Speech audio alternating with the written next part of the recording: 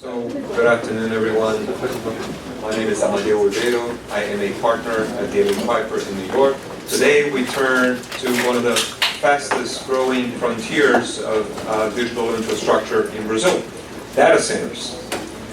And as the country cements its position as Latin America's tech hub, with demand for secure, high-capacity storage and processing exploding, mainly driven by cloud, fintech, innovation, obviously AI, and a booming digital consumer base, as we all know.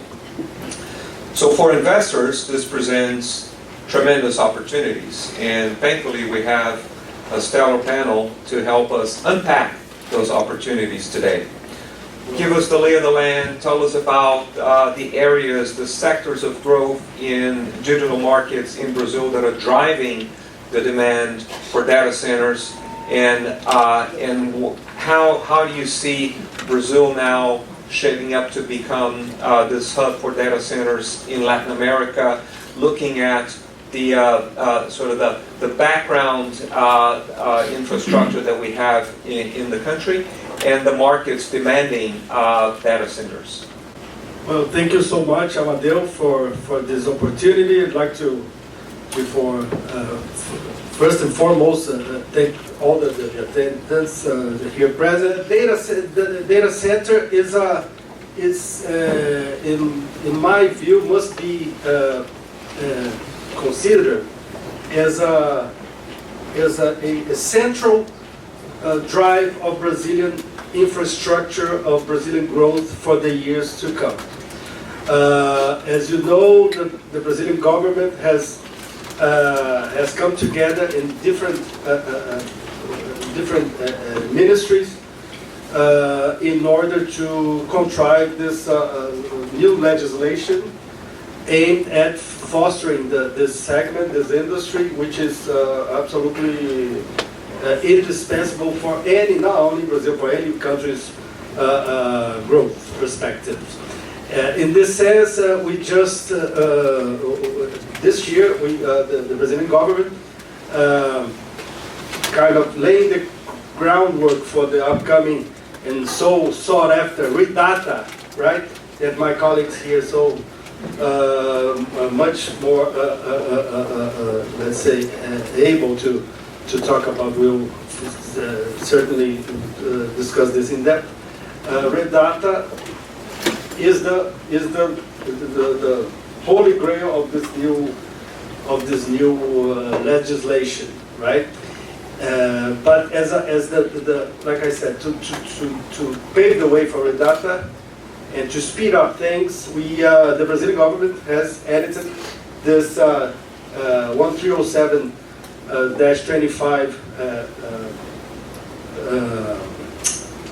I forgot how to say medida provisória. Provisional measure, right? That kind of gives the market, gives the industry a hint of what's coming to play. But in general terms, in trying to address your questions, data centers as the driving force of this new search by the Brazilian population, Brazilian society, to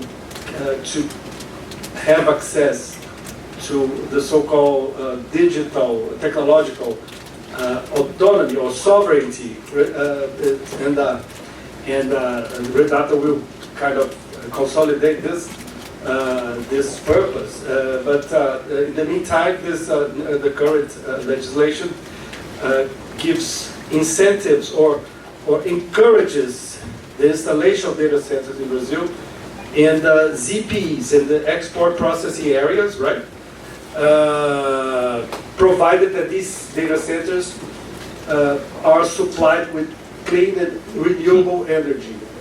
So this is a very important step in this effort by the Brazilian society as a whole to, at the same time, point out that we are in line with what the world is seeking in terms of technological progress, of speeding up things, rendering more efficient all the segments of the economy, and at the same time doing that, and without losing sight of the environmental perspective of this breakthrough. So in general terms, I would say that besides the cloud compute and AI kind of infrastructure that Brazil wants to foster in Brazil, that Brazil wants to kind of bring about with these efforts recently, we have to bear in mind that also other areas like public safety, public health, agribusiness, they will all be kind of benefited by these investments in data centers. So it's a all-out effort in order to get these investments, and the Brazilian government will, of course, do whatever it takes in order to secure those investments. Thanks, Rodrigo. I wanted to ask Alexandre to talk a little bit about the market, how it's developing, who are the investors, how big the market is, both in Brazil and Latin America, and how you see growth in the coming years. Thank you, Amadeu. First of all, thank you personally for the invitation to be here in the chamber. It's really good to see the efforts that we do and the committees are having results and working together. And again, thank you, chamber, for the invitation. Amadeu, I believe it's interesting to jump after Rodrigo's points, because as an M&A advisor and investment guy, I do see that data centers today is a kind of the gold rush of the century, right? So everyone is paying attention, not only in Brazil, but worldwide. And I particularly see the data center eventually as the main highway, but there are several sectors that benefit from it, directly and indirectly. And so if you think broadly, even in terms of education, technology, and the new ages, right, are going to, and they are not directly related to data centers. So you have to think broader than that. It's interesting to see how is the development of the data center sector globally, right? Today we are talking about a sector that trades around more than $200 billion per year. It's going to almost double in a 6-7 years period with a compounded annual growth rate of around 15% globally. So we are talking about today almost 12,000 data centers globally that are attracting the strategic players and the financial sponsors. Today, most of the companies are backboned by private equities that are investing in the sector, and you have to have in mind that it's a sector that's not only technology, but it's also real estate. Right? So these are things that have to be put together when you talk about data centers. Most of the traffic, of course, runs in the US. 50% of the data centers globally are based in the US, followed by Germany and UK. And Latin America represents around 1.7% of this volume. It's expected to grow around 12% per year over the next 5-6 years, and to be around 2.3% in a 5 to 6 year period. So we're still small in Latin America, right? And Brazil represents, with some 160 data centers, 50% of the data centers in Latin America, and also represents 50% of the investments, right? So if you see today, in Brazil, we do have most part of the international players, a few transactions in the sector, even in capital raising. Natalia is going to talk a little bit about financing. We just had last year DLA green bonds issue that was around 800 million reais issuance, so very on the ESG angle. And it's a sector that has some challenges in Brazil. I'm going to talk a little bit about that, but a lot of opportunities, right? Today, 60% of the traffic of Brazil runs in the US, right? So Brazil and Chile may be the hubs for data centers in Latin America. So these are kind of a big picture, right?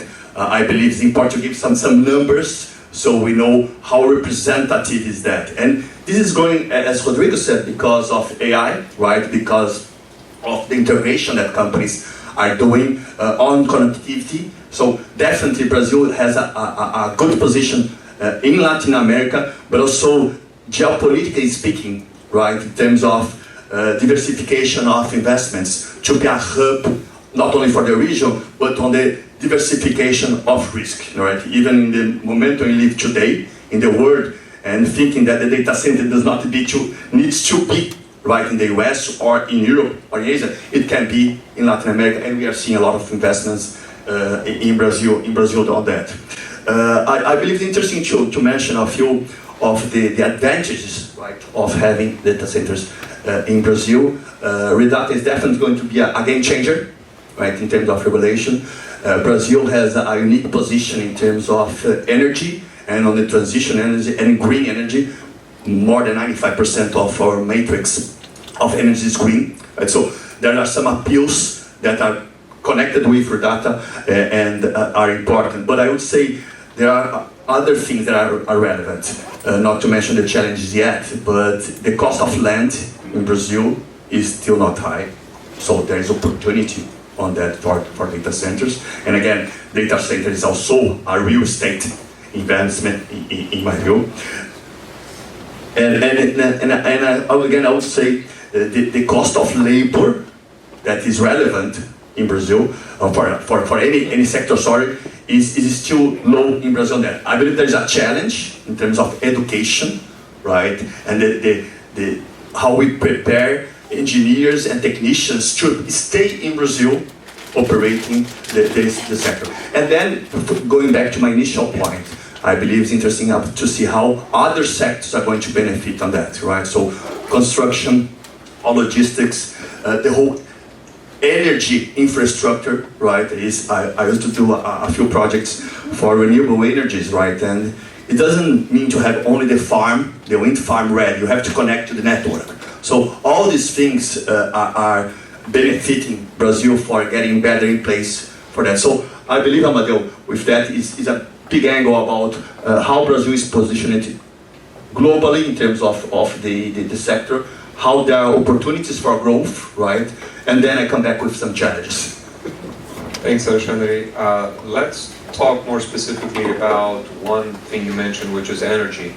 And I wanted to hear from Natalia, given the energy landscape in Brazil, do you think we can ensure security of supply for large data center projects? And how do you see the demand for energy coming from data centers meeting that supply in years to come?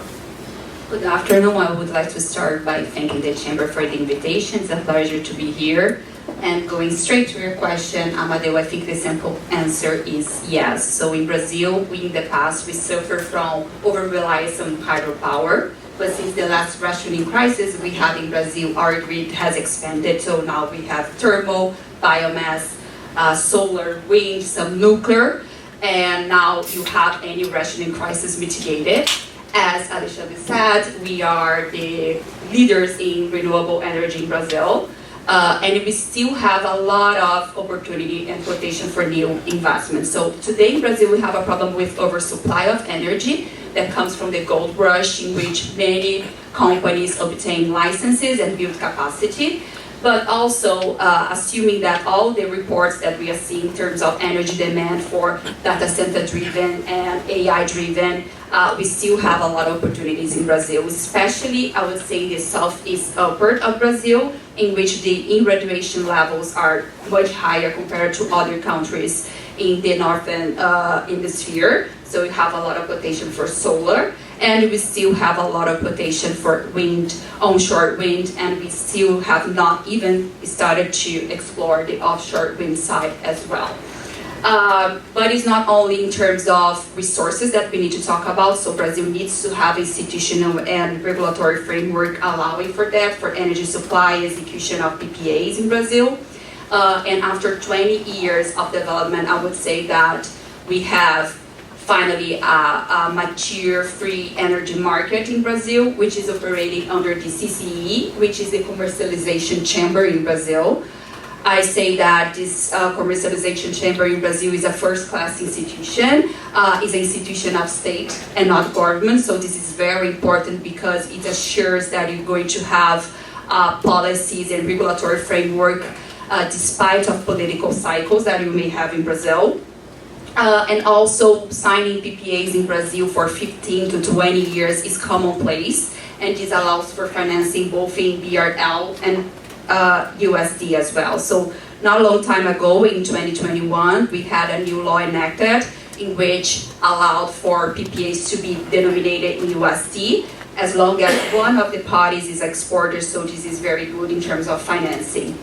But in terms of supplying energy for those projects, I would say that self-supply models are the most common ones, is the main path. And basically in Brazil we have two models. I think it's important to understand these two different models. We have the model by equivalence and the lease model. Initially we had a model that was later sidelined because the consumer would construct the plant, the energy plant, but the problem that we had is that you were mixing the core business with the energy project. So in terms of risk allocation, in terms of bankability, it was very difficult to put in place. So now we have the model by equivalence. It started in 2007, it is moving since 2015 from now until now.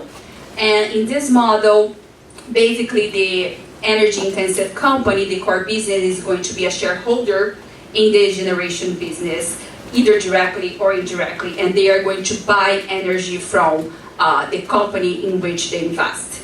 So they are going to sign a PPA, you still have the PPA between the companies, and in terms of risk allocation, you're going to see a segregation between the core business and the risk associated with the energy that is going to be allocating the SPV for this purpose.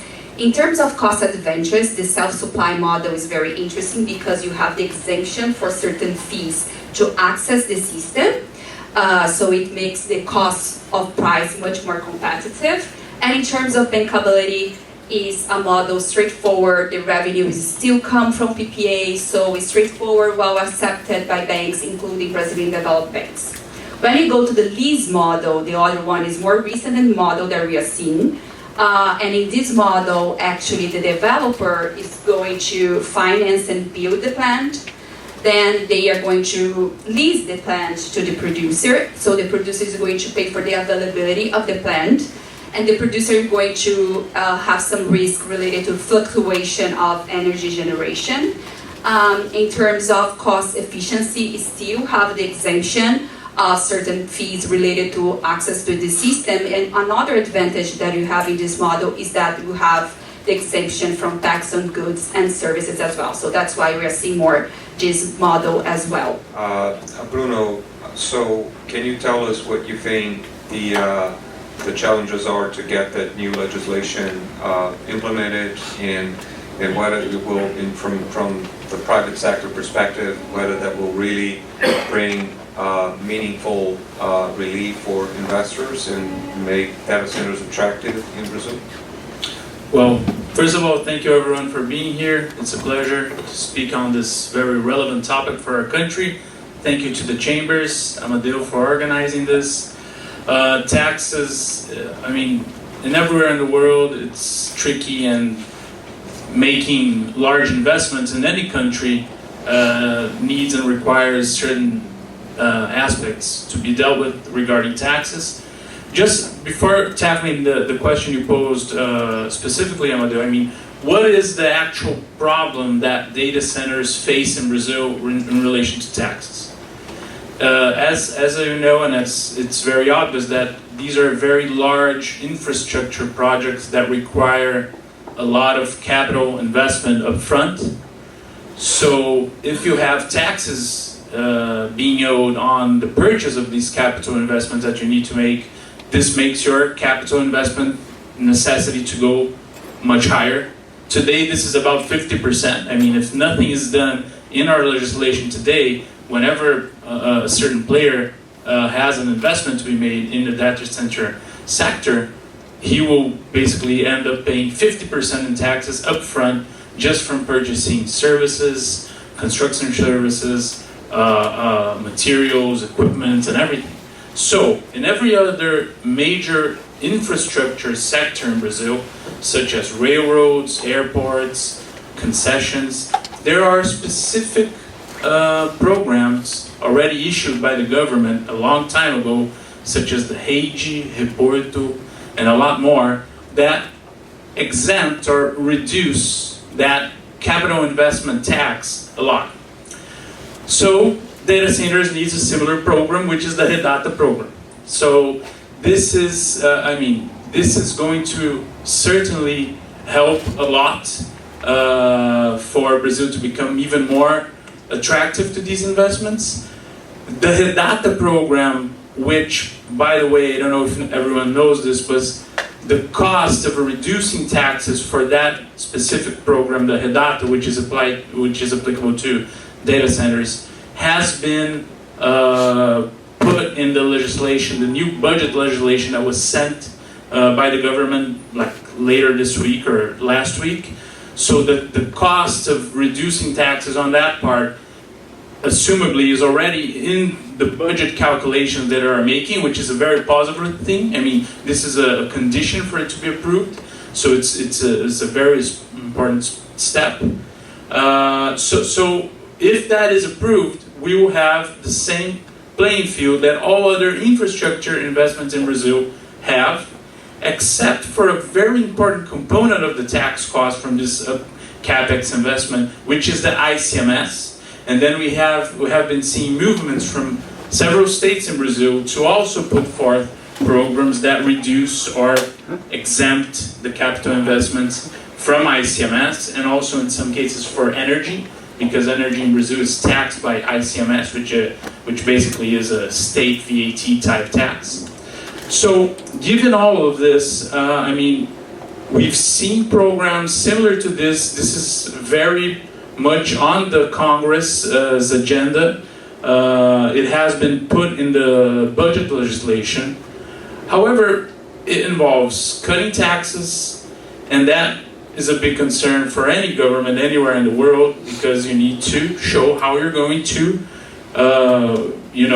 get back that money in some other way. And what the government believes, and what I also believe, is that new investments and fostering the sector in Brazil is going to offset this tax exemption that's going to be made. But we do have other discussions relating to tax in the Congress right now, which is the final approval of the tax reform, which has been just sent yesterday. We have taxes on dividends, which is also on the agenda and has some bill of laws on that. And we have another project that aims to reduce other benefits for companies that is also being discussed. So we have kind of a turmoil in terms of tax discussions within our Congress. I do feel that we have a positive scenario for the REDATA to get approved. This, if that happens, it will basically take care of the problem up to when the provisional measure, which is the legal instrument that they would issue for this, is valid, unless it's embedded some way in the AI bill of law, which then is a more macro. But this would basically solve the problem for the coming 2 years, let's put it like this. In regards to the federal taxes, the ICMS, then we need to look at each state specifically to see if they replicate that program internally.